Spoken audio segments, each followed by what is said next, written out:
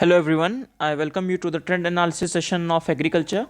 Now, agriculture is a part of the GS3, right? In the GS3, we have economics, and within economics, the part of the agriculture also comes.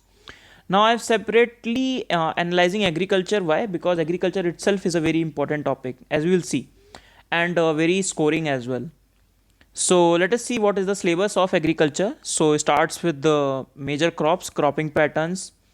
So, I have delineated this portion as the agricultural basics, so in which we'll talk about the inputs of the agriculture such as irrigation, storage, transportation, after the post harvest thing, storage, transportation, marketing, issues and related constraints, e-technology, so agricultural extension as well. So I've considered all these as agricultural basics. Then I talk about agriculture in the government support, the government interventions. So we have the different types of subsidies, we have public distribution system. Then we talk about the horticulture and animal rearing. So from here you can see economics of animal rearing and the horticulture and the this food processing. So all these part are there. Then finally we have the land reforms. So that is a separate topic. So some people consider land reform here or it is separate unit. Okay. So let us talk about the agriculture. So we have a very consistent pattern. So 50 questions, 50 marks, sorry, coming every year. Now, if you have seen the international relation analysis video, the marks are almost the same. We have the 4 questions on agriculture, and this I think this trend will more or less continue. However, there is one different thing, because benefit to cost is very high. So cost is less and benefit is very high. We will see, and the patterns is very consistent. And this is why agriculture becomes a very interesting area and very important and very easy area to cover in a very less time and very high scoring. Okay, let us see. So this is the restructured syllabus. As I talked to, agricultural basics, in which the first portion, then government support, where it's subsidy or public distribution system. Then we have food processing, supply chain management, horticulture and livestock, and then the land reform. Many questions you will see mostly revolve around here, and the questions here are very basic in nature. Okay, so let us see. The first key takeaway, in fact, key takeaway before the trend analysis is the questions are really easy as compared to the analytical questions that we have discussed in the international relations. As compared to international relations, so questions are relatively easy, to the point, very easy. However, easy questions become difficult to crack sometimes, because when questions become easy, the tendency to give the answers become right or become more. In prelims, the paper is easy, cutoff becomes high. And this is where we have to do some additional things in the agriculture. Right. So if we analyze right from 2019 itself, so for example, questions on integrated farming system has come. So the theme of the sustainable agricultural production is starting, and it is bound to increase. So integration of the topic of agriculture and the climate change, or you call environment, those things will be there in the coming time, no doubt about it. Okay, so on that basis the trends will continue. Then very easy question, national watershed project. Then you can see very reformative steps for food grain distribution. So just have to know about Shanta Kumar committee and write their recommendation or the other points. Then very easy question, challenge of the food processing sector and how government of India is tackling it. Then very easy question on MSP, role of the supermarkets, right? Very application based question.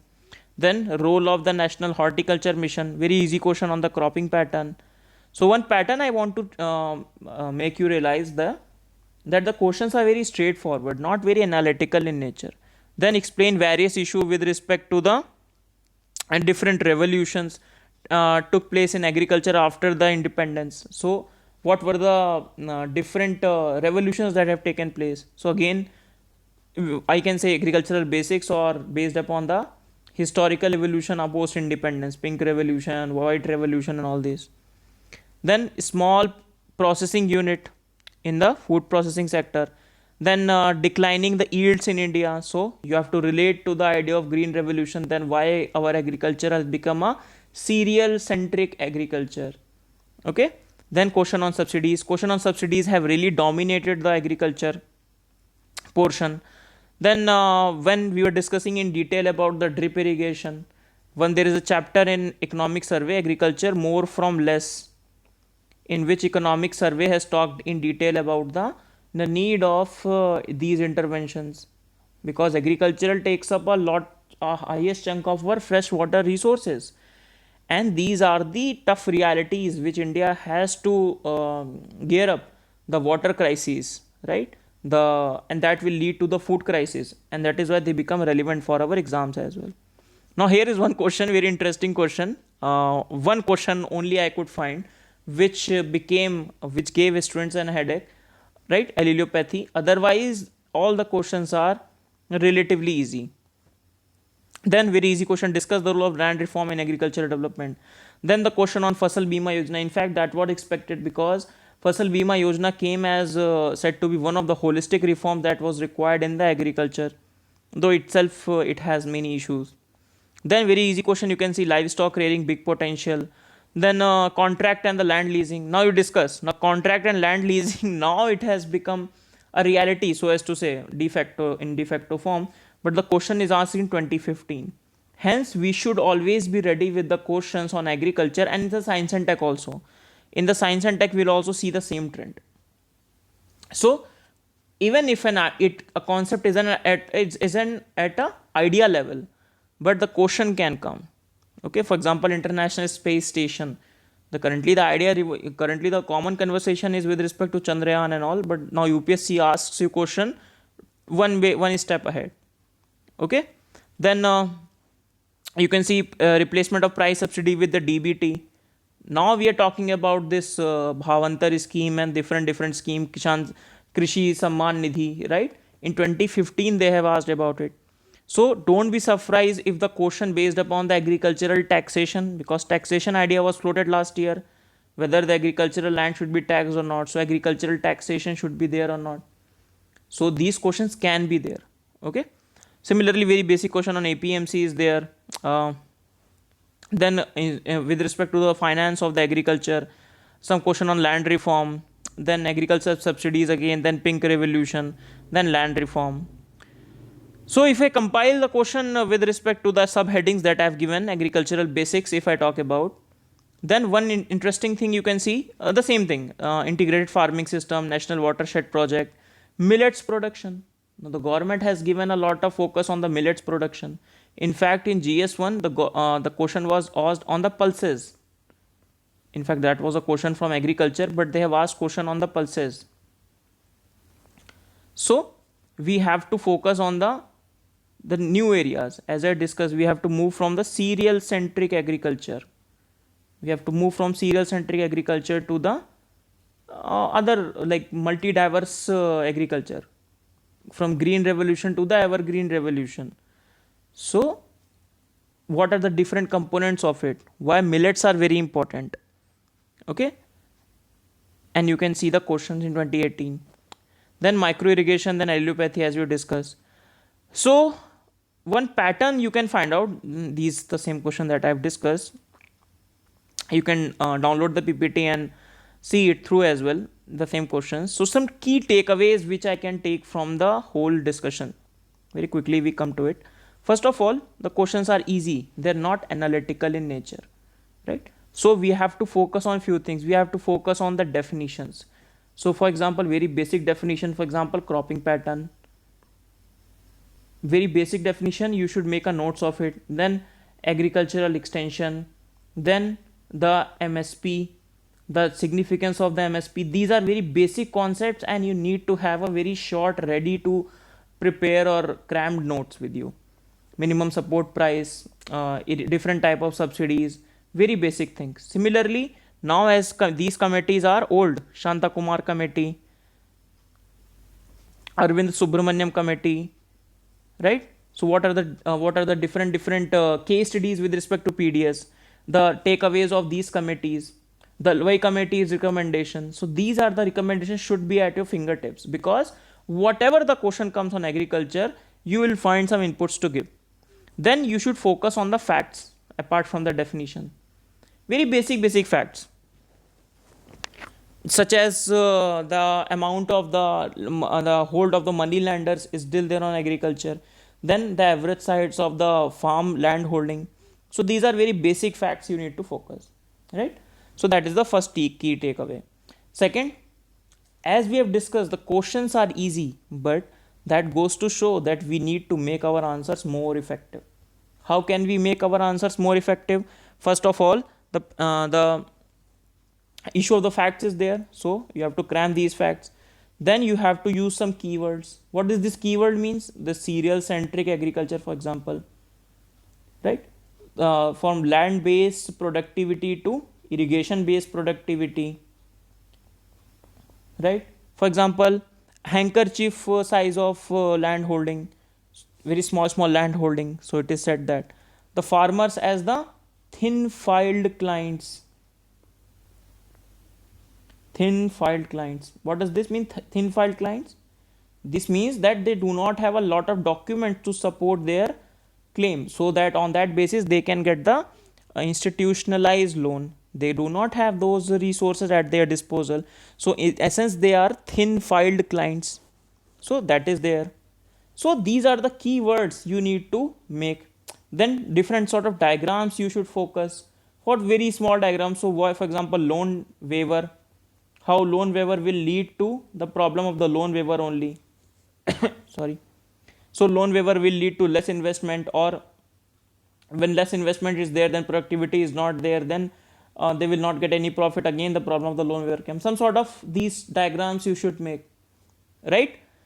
Then completion of all aspects is important. What does this mean?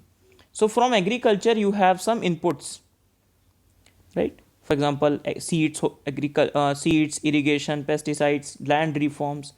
Then you have government intervention, for example, in between. Then you have outputs, or you can say government intervention at the time of outputs or post harvest, right?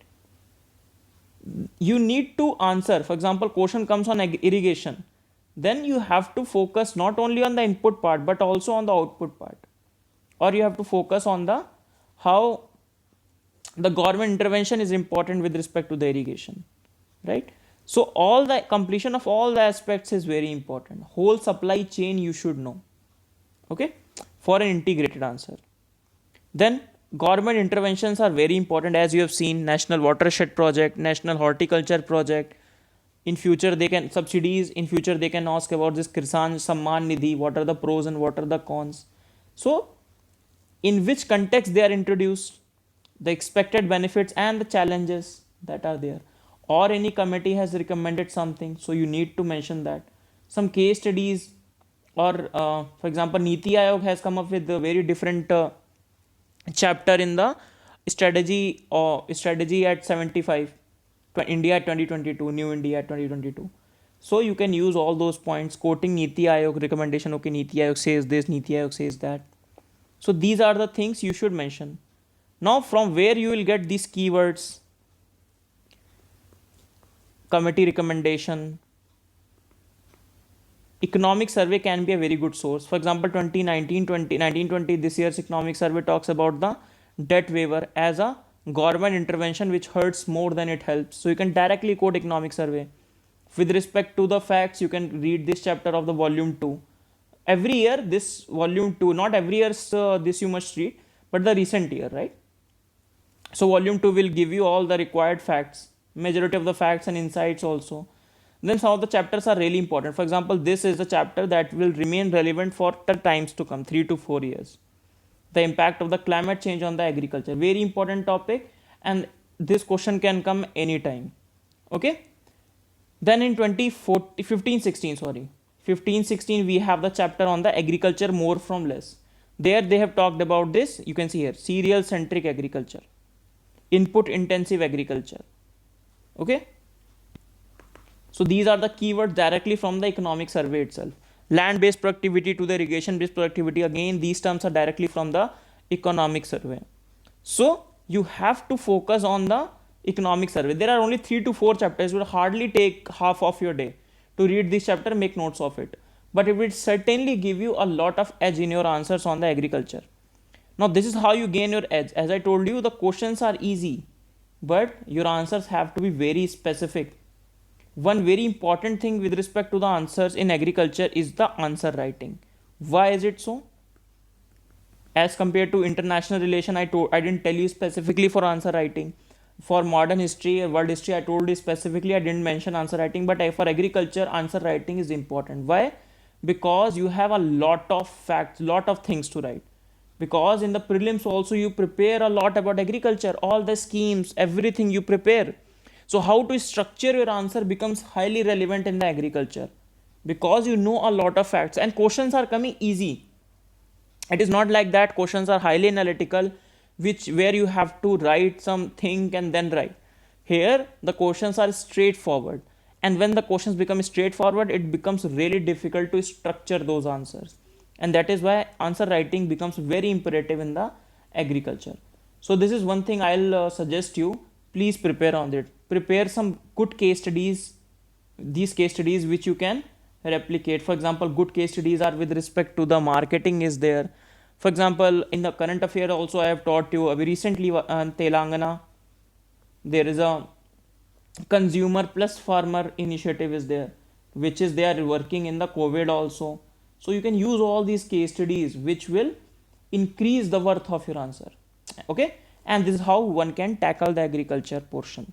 We will discuss the economy next very soon, economy and internal security very soon, and this is how I'll cover whole GS3 portion. So GS3 whole section is taken by me apart from the environment section, right? So see you in the next question, next trend analysis session and our current affairs session. I hope you are following it. Even if you're not watching the video, please download the PDF and see as if you're not missing out on anything, right? Even if you do not find the motivation to watch the videos, I'll still suggest to download the PDF and see that whatever source you're following, you do not skipping out on the things which we are discussing, so that you remain, you do not commit the problem of the exclusion. Okay, even if you do read extra, that's not an issue, but you should not read less. So with this thought, we finish our session. See you in the next sessions. Bye bye for now.